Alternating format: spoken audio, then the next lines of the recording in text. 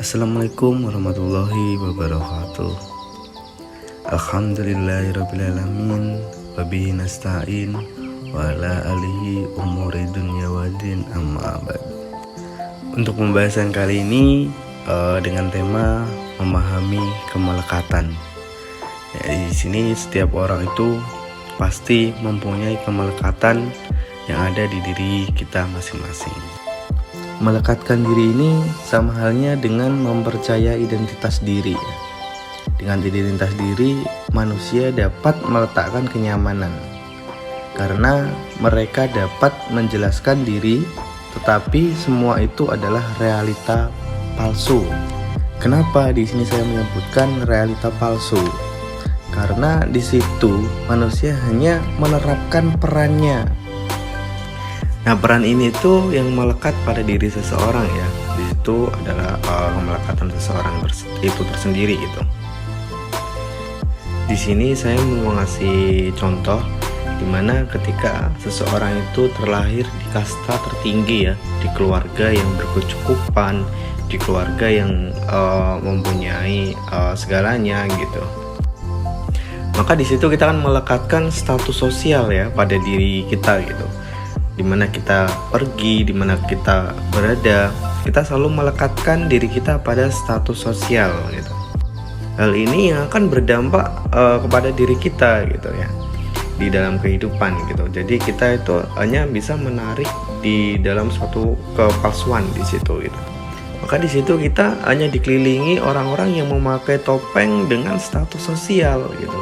Jadi mereka memandang karena kamu anak orang kaya, kamu punya segalanya, seperti itu ya.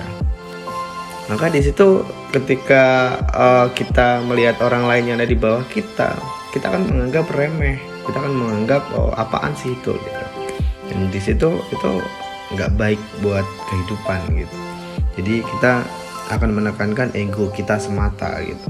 Dan kita harus melepaskan kemelekatan itu supaya kita tuh bisa saling menghargai satu sama lain. Nah, di sini ada juga contoh misal kemelekatan itu dalam suatu pekerjaan atau jabatan ya. Ketika menjadi seorang dokter, jadi seorang pejabat gitu. Ketika seorang pejabat memiliki kekuasaan, maka orang itu akan gampang mengecilkan orang lain gitu yang ada di bawahnya gitu. Dan di situ kurang baik gitu. Kita harus melepaskan itu semua, ego kita dilepaskan semua ya. Untuk kita tuh bisa saling menghargai satu sama lain untuk berkehidupan yang jauh lebih baik ke depannya gitu. Karena kehidupan bermasyarakat itu yang paling penting gitu ya. Kalau kita melekatkan diri di pekerjaan, status sosial gitu, kita akan mengelompokkan yang memang status sosialnya sama dengan kita gitu ya. Atau di pekerjaan yang memang sama-sama pekerjaan seleting sama kita gitu. Atau di punya jabatan ya, kita kumpulnya orang yang punya jabatan yang tinggi aja gitu. Jadi kurang menghargai orang yang di bawah-bawahnya gitu.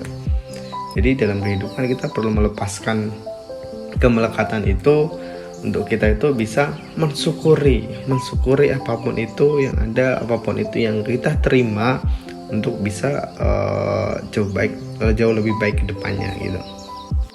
Jadi makanya kita di sini tuh jangan pernah merasa heran ya ketika ada seorang pejabat yang berusaha mempertahankan posisinya sebagai kepala negara, sebagai kepala daerah untuk tetap menjadi kepala negara, menjadi kepala daerah, karena di situ yang udah diterima di kemelekatan di dirinya udah seperti itu gitu.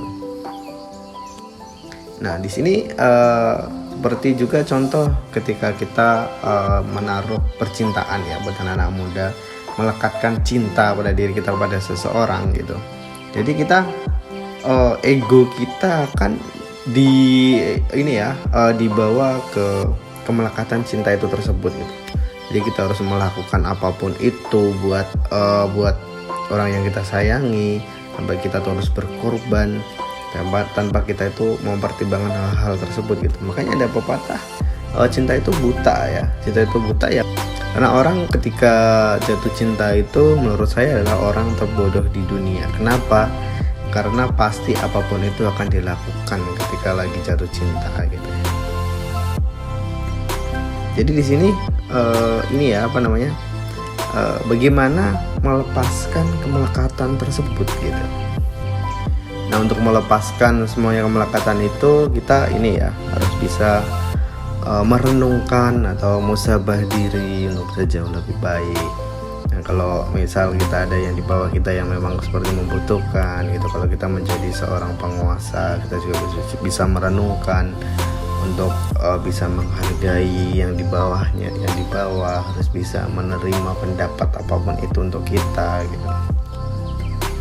Aslinya kita akan tertawa kalau kita menemukan sebentuk kesadaran diri ya, kesadaran di dalam diri gitu ya. Bagi saya kehidupan hanyalah sebuah game gitu. Kenapa saya mengartikan kehidupan itu hanyalah sebuah game? Karena sebuah permainan ya, dari awal permainan sampai endingnya bagaimana kita harus tahu itu ya. Kita sendiri yang menentukan arahnya, seberapa pintar kita bermain itu tergantung kita sendiri. Karena dari Tuhan kita sudah dibekali dengan akal dan pikiran dan perasaan yang akan membawa kita sejauh mana kehidupan yang kita jalani seperti itu. Menurut saya hidup itu adalah sebuah mahakarya seni dari Tuhan.